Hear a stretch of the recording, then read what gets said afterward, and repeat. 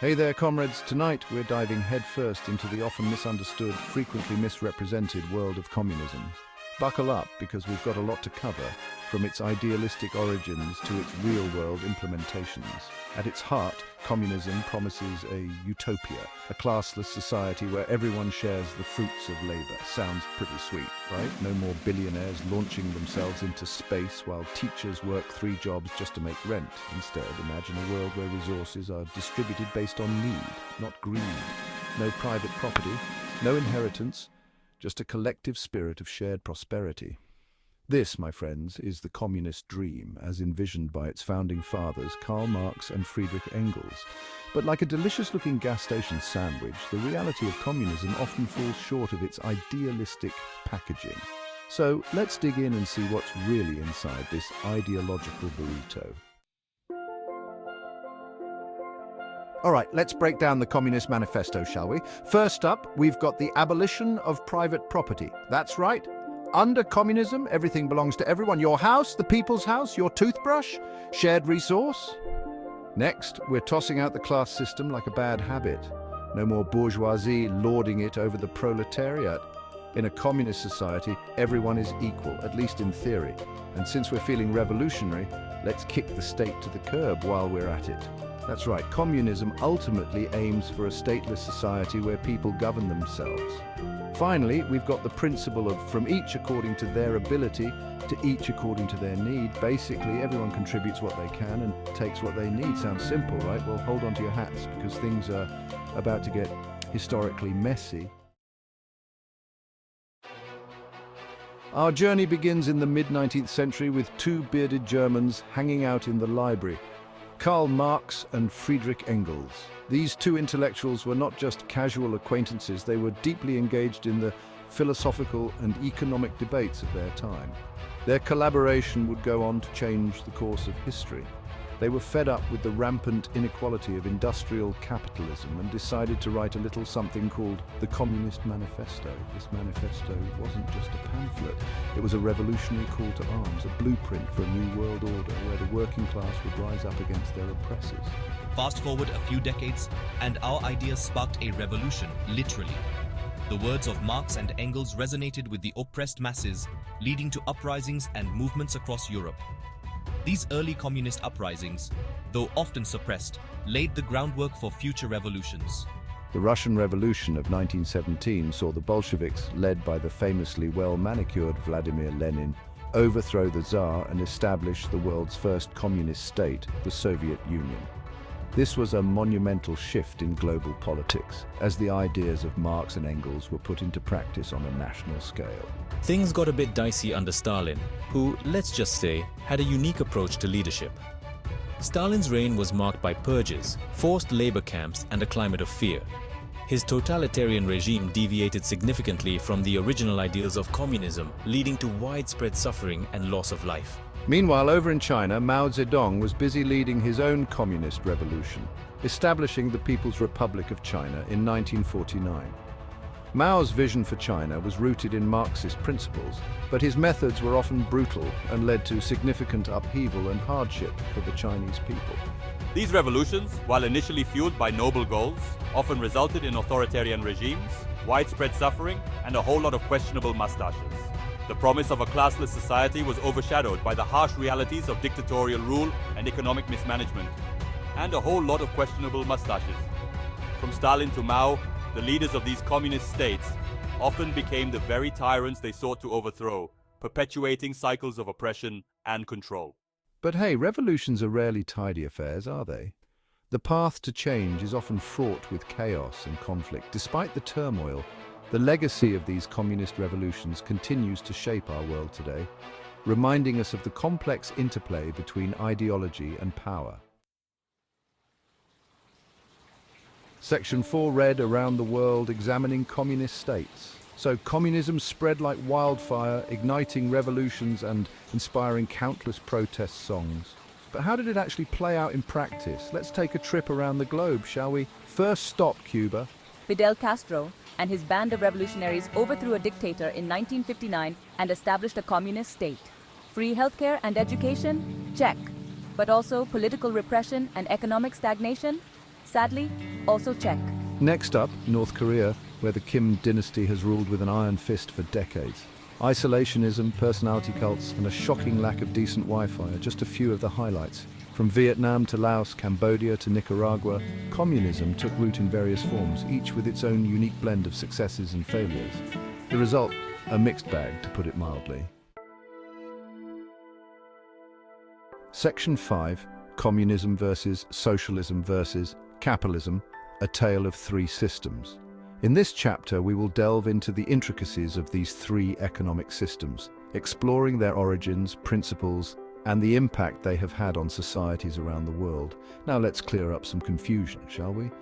These terms are often used interchangeably, but they represent distinct ideologies with unique characteristics and goals. Communism is often lumped in with socialism, but they're not quite the same thing. While both advocate for the redistribution of wealth and resources, their methods and end goals differ significantly.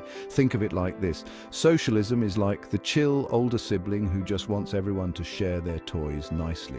It promotes a cooperative approach where resources are distributed more equitably among the population.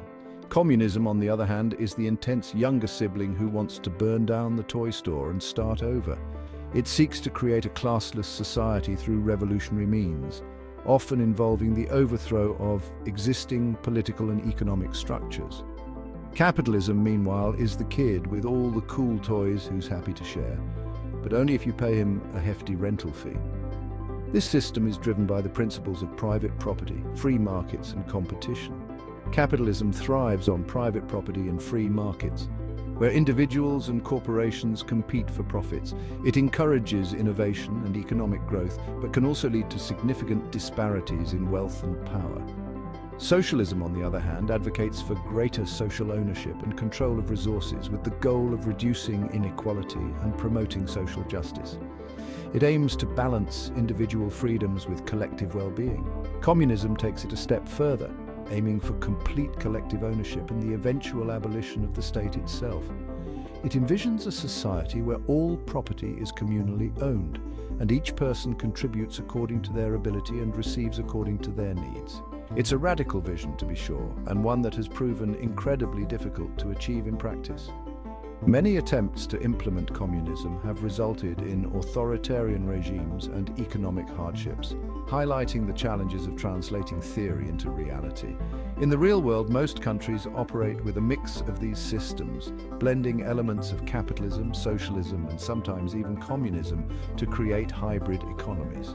This approach allows for flexibility and adaptation to changing social and economic conditions. Understanding these systems and their differences is crucial for informed discussions about economic policies and their impact on society.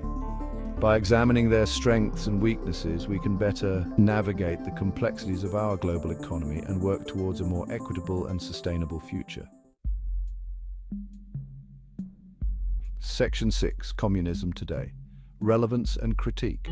So where does communism stand in our modern, interconnected world? In an era defined by rapid technological advancements, globalization, and shifting political landscapes, the relevance of communism is a topic of heated debate. Well, it's certainly not the global force it once was. The days when communism was a dominant ideology, shaping the policies of superpowers and influencing global geopolitics, are long gone. The fall of the Soviet Union in 1991 marked a major turning point, leading many to declare communism dead and buried. This event symbolized the collapse of a system that had once been a formidable rival to Western capitalism. But hold on a minute, comrades. Despite the dramatic fall from grace, the ideology has not completely vanished from the global stage. Communism, like a stubborn zombie, refuses to stay dead. It continues to rise from the ashes, finding new life in various forms and movements. While traditional communist states are few and far between, the ideology continues to inspire social movements and political discourse around the world.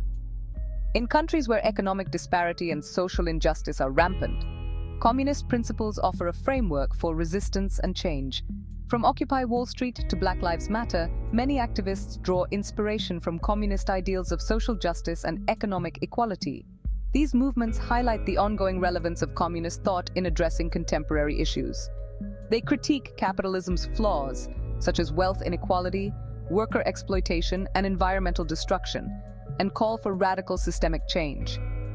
These activists argue that the capitalist system is inherently flawed and unsustainable, necessitating a complete overhaul. Of course, communism has faced its fair share of criticism, and rightfully so. The ideology's implementation has often led to significant human suffering and economic hardship.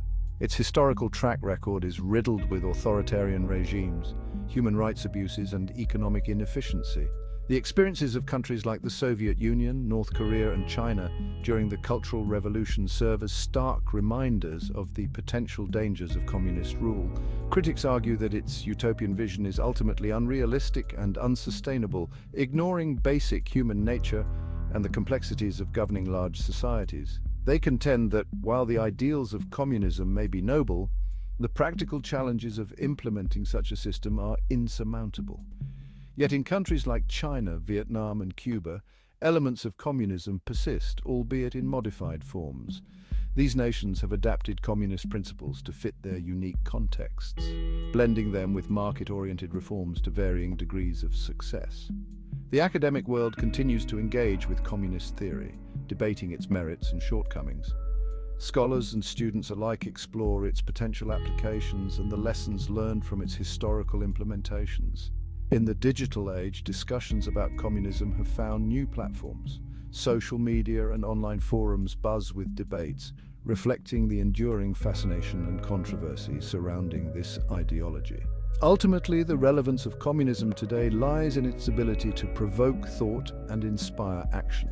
Whether as a critique of existing systems or a blueprint for future societies, communism continues to be a significant force in the global conversation about justice, equality, and human progress.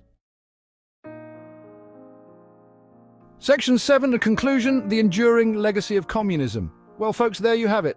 A whirlwind tour of communism from its utopian ideals to its messy realities.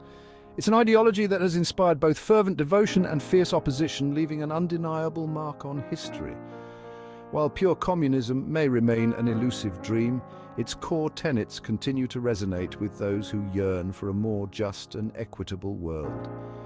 Its legacy is complex and contradictory, a cautionary tale of both revolutionary zeal and the dangers of unchecked power. So, the next time you hear the word communism, remember that it's not just a historical relic or a political slur, it's a complex ideology with a rich and often troubled past. One that continues to spark debate and inspire change in our ever-evolving world.